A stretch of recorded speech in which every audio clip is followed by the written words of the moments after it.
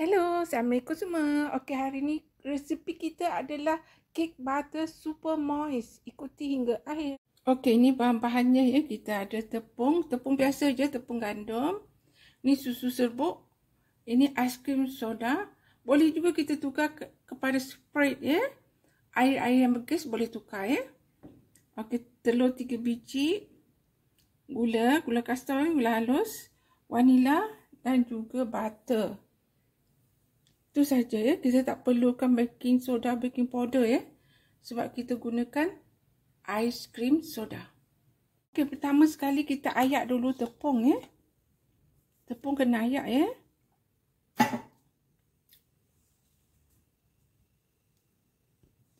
Okey, dah sudah kita tepikan dulu.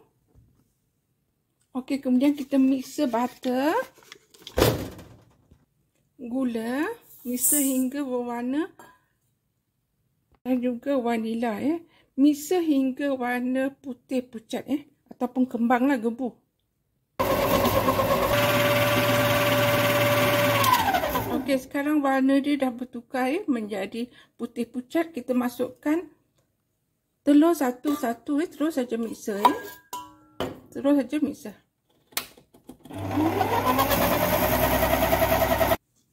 Sambil tu bolehlah kita kemaskan ni tepi-tepi ni, takut tak terkena. Kemudian masuk lagi telur.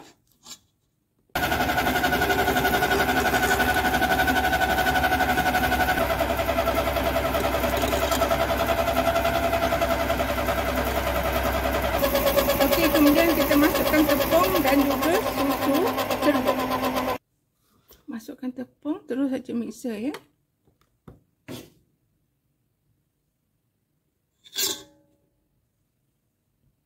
Masukkan susu serbuk. Okey, mixer perlahan dan juga air aiskrim soda tadi ya. Mixer perlahan.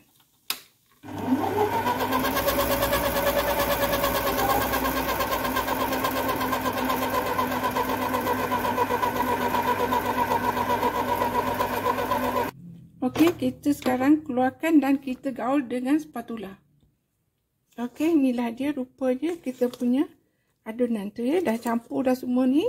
Kemudian kita masukkan ke dalam loyang ya.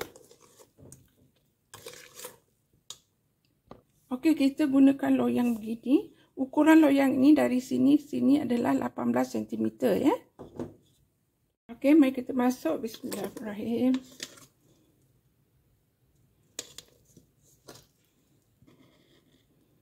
Hati-hati ya. Okey, dah masuk semuanya, kita ratakan supaya tak ada udara-udara kat bawah tu ya.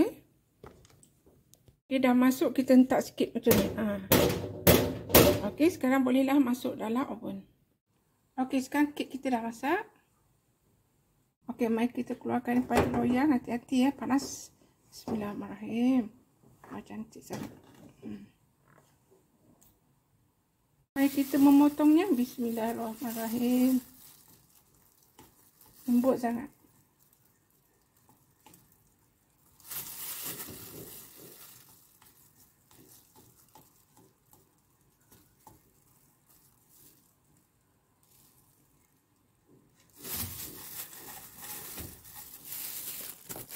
Okey, tengok sangat moist ya. Nampak tak? Sangat moist dan lembut sangat. Okey, sekarang kita punya kek butter kita dah siap ya. Tanpa soda karbonat, tanpa baking powder. Kita hanya gunakan aiskrim soda saja ya, ataupun Sprite pun boleh ya. Sangat sedap, rasa dia lembut. Moist, nampak tak? Moist sangat. Okey, so terima kasih kerana menonton. Selamat mencuba ya. Jangan lupa like, comment, subscribe dan share. Sampai jumpa lagi. Bye.